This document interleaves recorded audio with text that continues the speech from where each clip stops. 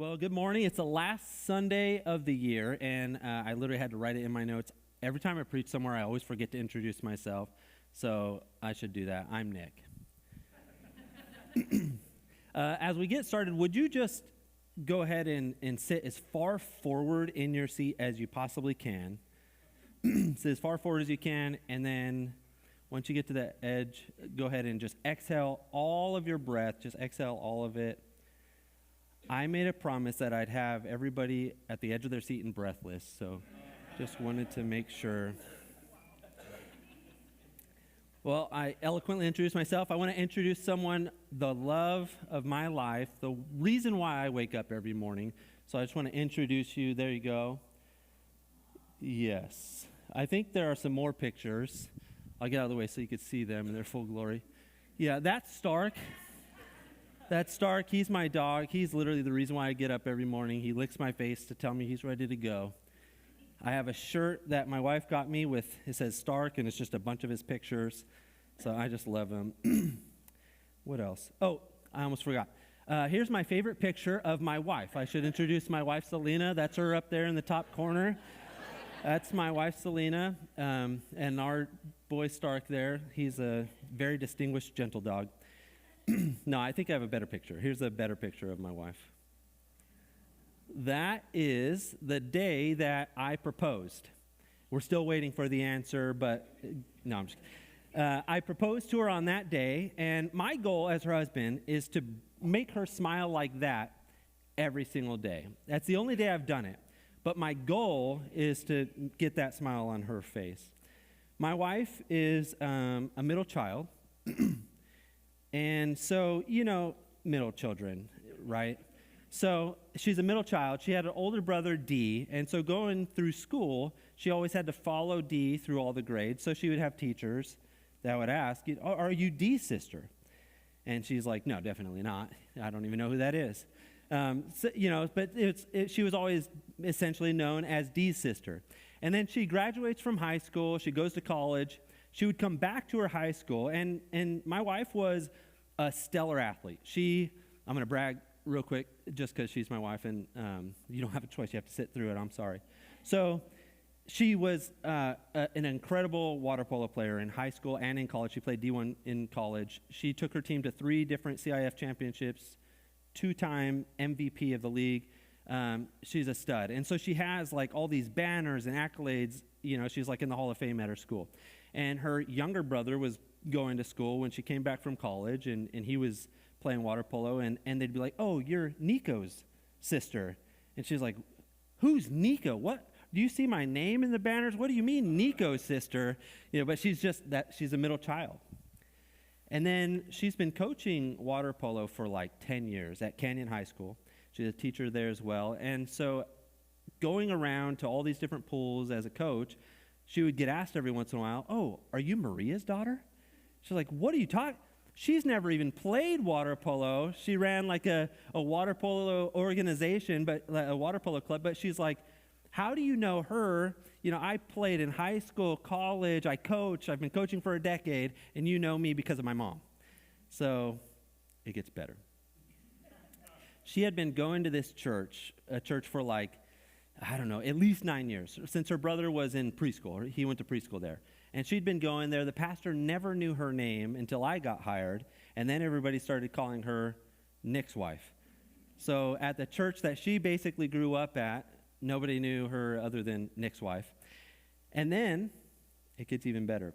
We used to live in these apartments, and we would take Stark out and, you know, we'd walk them and everything, and she's, of course, walking the dog, and they'd be like, oh, you're Stark's mom. And she's like, oh, come on, it's a dog.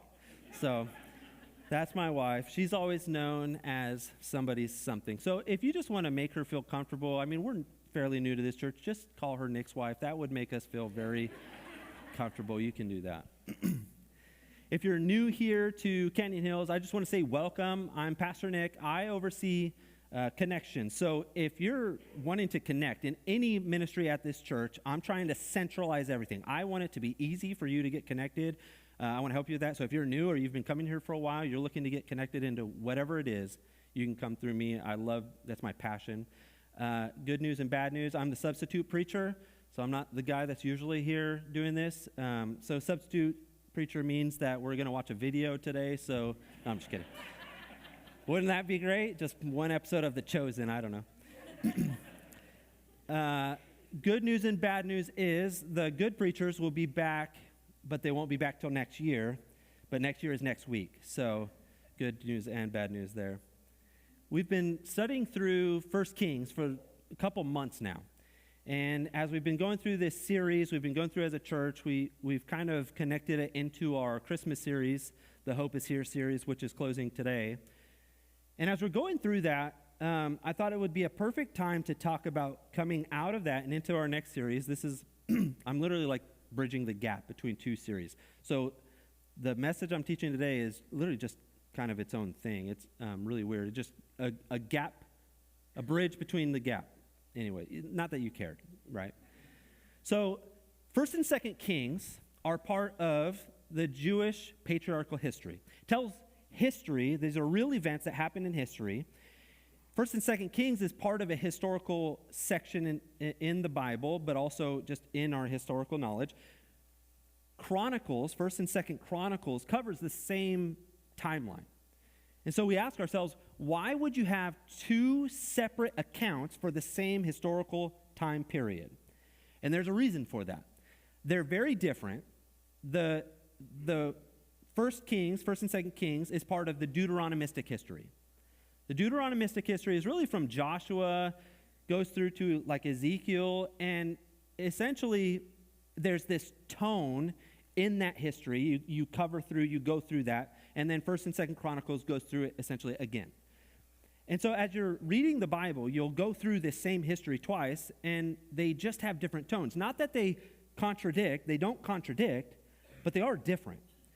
And so I'm going to share a little bit about why that is.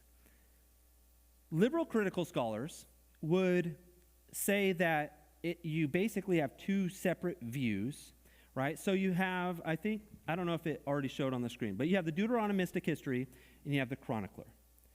And they have two separate views, two separate tones. Yes, the one before that. So the Deuteronomistic history is, I think on your view, I should do this way because that's how you see it on the screen. The Deuteronomistic history is a little bit more harsh.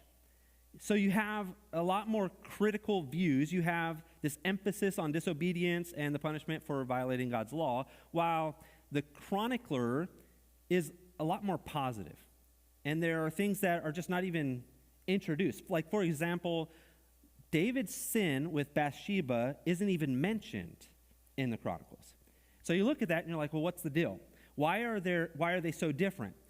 And liberal critical scholars, these are people that study the Bible for historical reference. They don't necessarily always believe in the God of our Bible, but they will study the Bible because it is the greatest, most reliable source for history that we have for the ancient Near East.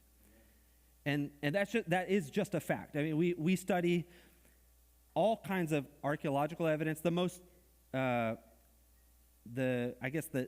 pinnacle of history, what we get our history from, are the writings, and the Bible would be included in that. It is a very accurate historical account.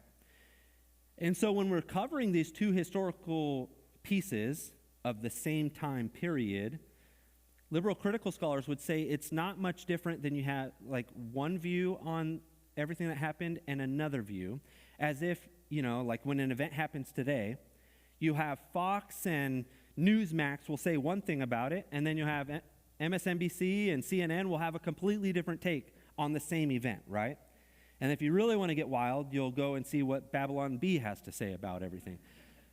And so that's how the liberal critical scholars see this section in the Bible, that it's just two opposing views that very clearly Chronicles has a more positive view of these kings, and then the Deuteronomistic historians have a different view of these kings, a negative view of these kings. The reason for these writings comes with, there's a lot of information about the writings that tells us why they were written and what the purpose of it. So that's what I'm going to go into, not trying to just bore you to sleep with all this amazing and just riveting information. there's a purpose for all of this. I'll get to it eventually, I promise. The two historical accounts were written with two distinct purposes. They were written at two distinct times, and they ask two distinct underlying questions. The Deuteronomistic historians were in exile when they wrote this part of history. And so while in exile, they're asking the question, why are we in exile? While the chronicler was written after they came out of exile. They had returned to their promised land. So picture this. They had returned to their promised land. They had all these promises, like in 2 Samuel 7, about this King David. They had all these promises about a king and a kingdom, and they had their promised land. So they're in their promised land, but they don't have their promised king or this promised kingdom. And so they're asking, do these promises still apply? And the reason why I bring this up is because for us in our Bibles, and in fact, let me point out the promises. Isaiah 9 highlights this Davidic promise. It says, of the greatness of his government and peace, there will be no end. He will reign on David's throne and over his kingdom, establishing it and upholding it with justice and righteousness from that time on and forever. The zeal of the Lord Almighty will accomplish this. So Chronicles is looking at something like this. And they're, after the exile, they're in their homeland, their promised land again. And they're looking at a promise like this, and they're seeing we don't have a king. In fact, since they went into exile, they have not had a king reigning on the throne in Jerusalem from David's line since that point. Still, even now, they still have not had their own king to rule. And so they're wondering, were the promises that we were given, were those conditional? Did we lose out on those promises because we failed at upholding God's law? And that's really what they're asking. And the reason why I'm bringing this up at all is because in our Bibles end with the book of Malachi. The Old Testament ends with Malachi. We flip a blank page, and then we get to the New Testament. Their Bible, the Hebrew Bible, goes in a little bit of a different order. They do the law, the prophets, and then the writings. And their Bible ends with Chronicles. So picture this. That underlying question that Chronicles is asking, do these promises still apply? That question leaves on a cliffhanger. And for 400 years, they don't get any addition to God's word until we get to the New Testament. They had to wait 400 years. 400 years later, Matthew, writing his account for the gospel, answers that question. He's writing to the Jews. He answers that question with a resounding confirmation. This is the genealogy of Jesus, the Messiah, son of David. Making it very clear that this cliffhanger ending, the one we've been waiting for, will we still have this king? When will this kingdom come? Jesus is this king, and he's going to usher in this kingdom. The answer is made very clear. So when we look at these nuances, we can appreciate how beautifully and meticulously God brings together every part of the Bible. It is really beautiful the way all of these things tie together. But between the Old and the New Testament, there were 400 years. And we almost never study that in church. I think I've only ever sat in one sermon ever about this 400 years, but today that's what we're going to do. I'm going to bring you through 400 years of history from the Old Testament to the New Testament. So it's going to be like 2 hours. No way. Some of you are like, there's football today. Does he not know that? It's week 17. So between the Old Testament and the New Testament, our blank page in our Bibles, there are 400 years. And in that time, a lot of people would say, well, God was silent for 400 years. And that may be true. Maybe God didn't speak through prophets like he had in the past through the Old Testament, what we read about. But I'll say this. God may have been silent in a way. He wasn't idle. He wasn't passive. And there's never been a point, not even now, where God is just idle and watching. God is always active. He's active in our lives. He's active in the world. He is orchestrating the events in history. And after today, we'll see exactly how he orchestrated the events to lead to Jesus' birth. So in Daniel 7, Daniel actually predicts what would happen in that time frame. So Daniel 7 starts with these pictures, these images of these four beasts. So beast 1 says, like a lion with eagle's wings. Then the second beast is this bear raised up on one side to signify that it's the Medo-Persian Empire. It's a combination, but one side was larger. The Persian Empire was much larger than the Medo side of this Medo-Persian Empire. And then beast 3, this leopard, part bird with 4 wings. These are real animals, by the way. And 4 heads. And then beast 4 is this terrifying beast. So Daniel predicts this. And this is what's interesting. The Old Testament has so many different prophecies that have been fulfilled. And it's one of the reasons why we believe it. One of the reasons why we're so sure that the Bible is true is because before these events in history happen, they were predicted in the Old Testament. And much of the New Testament is fulfilling the events in history from the Old Testament. And so we can look at that, and we know now, looking back at the New Testament, it is the most reliable source for history for that time frame. I mean, the Bible is in a tier of its own when it comes to the historicity that it provides. We know that it's true. In fact, it doesn't take any faith to believe the events in the Bible. That doesn't take any faith. We know those are historical facts. So we have these 4 beasts that Daniel describes, and each one of them, I actually created an AI-generated image, and this is what AI was able to come up with for these beasts. I just put in the prompts the way they were written. And then actually I asked AI, I said, can you make these beasts look scarier? And this is what it came up with. So, yeah, AI is getting really good, isn't it? It's crazy how good AI is getting. Haters are going to say that's photoshopped. So Daniel 7 introduces us to 4 empires. So the first empire is the Babylonian Empire. And then you have the Medo-Persian Empire. Daniel actually lived between both of these. So Daniel was in Jerusalem as a boy when Jerusalem was destroyed, the temple was destroyed. He was taken into exile under, I call him King Chad, Nebuchadnezzar. He was taken into captivity with the Babylonian Empire. And actually, when the Babylonian Empire fell to the Persians, he was taken to the Persian Empire. So Daniel actually lived through both. So the Old Testament ends with the Persian Empire in control, and Israel is brought back, allowed to come back to their own kingdom. And that's where their Bible ends. That's where the Old Testament ends.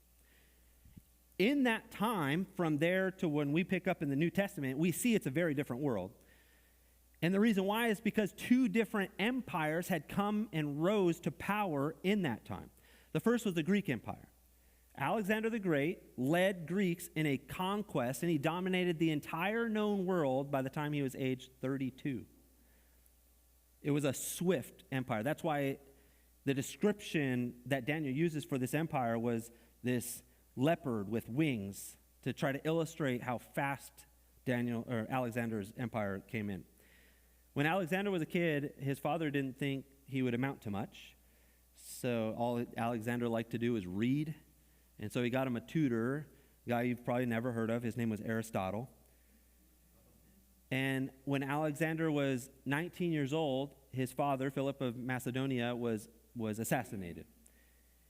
That event in his life motivated him to take up his father's cause and march against the Persian Empire. And Alexander didn't rally a large army, he rallied a fast army. And he was able to not just conquer the Persian Empire, but every other region that was known to the world at that time. And when Alexander went and conquered every nation that was available to conquer at that time, he did what we call Hellenization. Hellenization is where Alexander the Great brought Greek culture and influence to every people group on the earth at the time. So that everybody in the world, after he took over, spoke the same language. They taught Attic Greek, which is the formal Greek language, the normal Greek language that they would teach, that would intermix and then, with different languages and different cultures. So we would get eventually Koine Greek, which is what the New Testament was written in. The reason why the New Testament was written in Greek was because that was the language that everybody spoke at that time because of this Hellenization.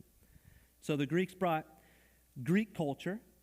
They had their philosophers like Aristotle and other philosophers opening up debate and discussion on different logic and reasoning. They had Koine Greek, and then the Roman Empire rose to power, and they maintained much of that Hellenization A lot of the Greek culture, they just Romanized it. And then the Romans, when they came in, they had military might. They were known for their military might. They created roads throughout the kingdom, throughout the entire empire, and there was over 250,000 miles of roads that they'd created. 50,000 miles of those roads were actually paved. And many of those are still there today. You can actually go and walk on those roads even 2,000 years later. And so you had these Roman roads. They had roads so that they could get their military across their land, their empire, quickly. And the reason why is because Roman had this thing that they called Pax Romana, which was Roman peace by force.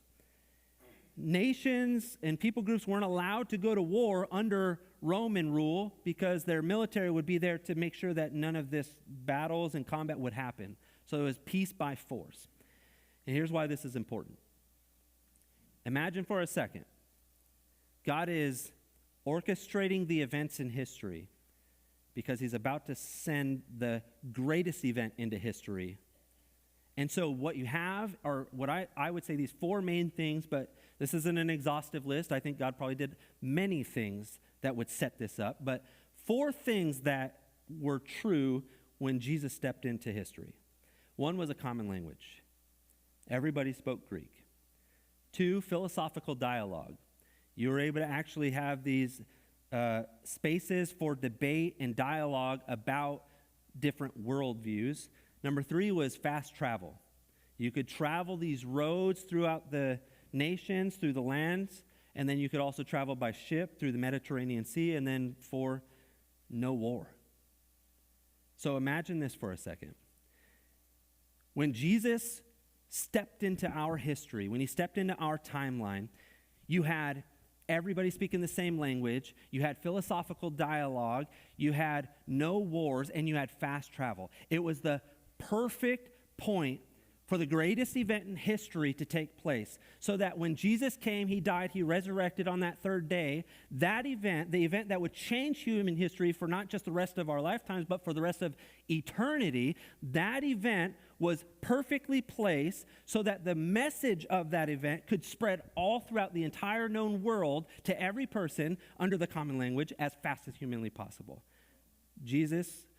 God orchestrated these events so meticulously and perfectly so that we could bring everything together so that that message, the message that we continue to share 2,000 years later, could be spread.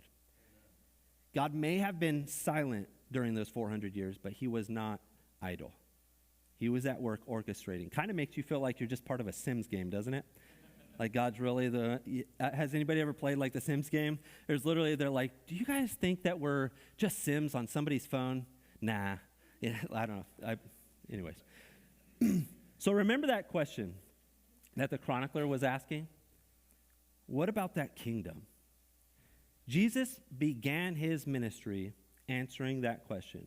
In fact, in Mark 1, it says just like this: the time is fulfilled and the kingdom of God is at hand. That's what Jesus said. That was the message Jesus proclaimed. When he came in, he's like, look, I know you've been wondering. You've had a 400-year cliffhanger. It's a cliffhanger worse than the Lord of the Rings. And you are wondering, where's this king? Has anybody seen Lord of the Rings?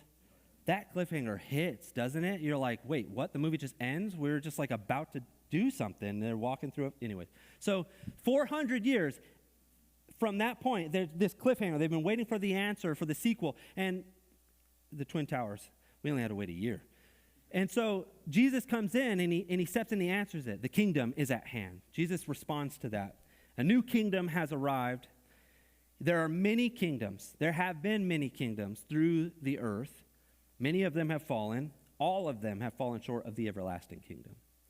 And I see a lot of similarities between things that were happening then and things that are going on now.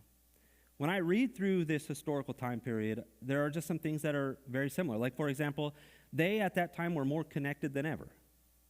Faster travel, one language, they could speak and communicate and connect better than they ever had in human history up to that point. We can go anywhere in basically a day because of airplanes. We can talk to anyone instantly because we have cell phones. We can know what's going on anywhere in the world because of the internet and TV. Our world is more connected than it ever has been. But I don't know about you. Have you noticed that people seem more disconnected than they ever have been? We're in need of a better kingdom. They had philosophers with disciples. We have TikTok influencers with followers. We're in need of a better kingdom. There was a comedy skit of a George Washington comedy skit. It went viral recently, and he is asking all these questions, kind of pointing out a lot of America, our kingdom's interesting things. I don't know if you saw it, but I'll basically steal it. But it's not plagiarizing if I give you the where it came from, right? What is it called? Yes, source. Anyways. So, why do we have two names for animals, one when they're alive and one when they're food? We have cows are beef, pigs are pork, but chicken stays the same. Chicken's still chicken. And hamburgers aren't made of ham. They're made of beef. Why is a buffalo wing made of chicken? And nobody even knows what a hot dog is made of, as long as it's not dog. We're in need of a better kingdom. We have schools that teach us all these things, right? And the first year of school is called kindergarten. The second year of school is called first grade. We're in need of a better kingdom. Why do the slowest drivers choose to drive in the passing lane? Amen, right? Why do we have Kansas and Arkansas and not Arkansas? Why do we use liters and milliliters for soda, but for milk and paint we use gallons, pints, and quarts? Why do we have inches, feet, yards, and miles, but the rest of the world uses the metric system? Have you ever noticed that on rulers you have inches on one side and then centimeters on the other side, and they never line up? We're in need of a better kingdom. Why do we use meters and milliliters for sports like track and swim, but we use yards for football? And why is football a game where you pass the ball with your hands? And why, when you kick the ball to get points, sometimes it's worth 1 and sometimes it's worth 3? We're in need of a better kingdom. Speaking of football, every week 3 teams take the field. You have the home team and you have the visiting team. And they just don't get along. I heard a pastor say this. I'm citing it so you're not plagiarized. They just never get along, right? You have the home team wants to go this way, the visiting team wants to go this way, and there's nothing you could do about it. But then you have this third team, the team of referees. They're on the field, but they're not of the field. They're among the chaos, but they don't belong to the chaos because they've been given a book. And every decision they make on the field should be representative of whatever's written in the book. Because the book that they've been given has been given to them from another kingdom called the NFL. If you're a Christian, you are on the field, but you're not of the field. You represent another kingdom, and that kingdom has given you a book. And so every decision you make on the field among the chaos should be representing what's written in the book. Let's represent the kingdom. You and I are on the field, and I am rambling. We've arrived, though, because there's actually a point to all this, and I'm eventually going to get there. We're going through, coming up on a series. It's going to be called Building Blocks. And Mike already mentioned it. This Building Blocks series will take us through the Gospel of Mark. So next week, we start this new series, Building Blocks. We're going to leave the Old Testament, and we're getting into the New Testament. And through this series, we're going to have life groups. They start on January 22nd. So we will have life groups starting up in January 22nd that will go in a deep dive into Mark. And like Micah said, there are 16 chapters in Mark. That 16th chapter in Mark proclaims Jesus has risen. Over the next 16 weeks, we're going to end on Easter. So the 16th week is Easter, and we're going to proclaim as a church, Jesus has risen. But I would say this, That's not just something that we proclaim on Easter. That's something we proclaim today and every day up to Easter and the whole rest of this year. That we should always proclaim that. There are 12 months in a year, 365 days, 52 weeks, 8,760 hours, 525,600 minutes, 31,536,000 seconds in a year. Here's my question. What will we do with the time God gives us in 2025? The world is in desperate need of a new kingdom.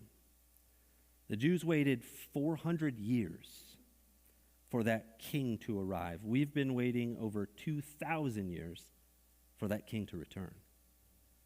God wasn't idle. His church shouldn't be either. We have work to do. We are on mission. There's one last thing. At the beginning of this message, I showed you a picture of my wife, and that was on the day that I proposed to her. On that day, there was a significant change that happened to my wife. Up to that point, she was a girlfriend. On that day, she became a fiancé. Here's why this is significant. When she became a fiancé, we proclaimed to the entire world that she no longer is available to any other kingdom because she was going to be joining my kingdom, my family. If you're a Christian, it's very similar, right? She was a fiancé. She was looking forward to the day where she could be called a wife. There was a wedding day that was coming. But in the meantime, she was a fiancé. If you're a Christian, we are in that time.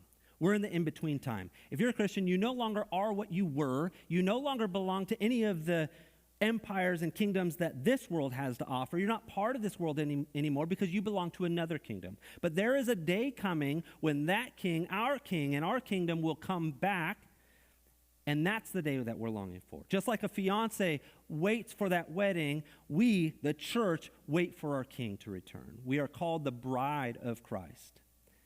And so, for now, while we're waiting for that kingdom to come, for the kingdom to come, the one that will reign forever and be an everlasting kingdom, a kingdom that is ruled by a king that will reign with justice and righteousness, until that day, our job is to do exactly what we do when you're a fiancé. Send wedding invites. Let's send wedding invites to the people of this world and tell them that another kingdom, a better king, is coming. God bless you. We'll see you next year.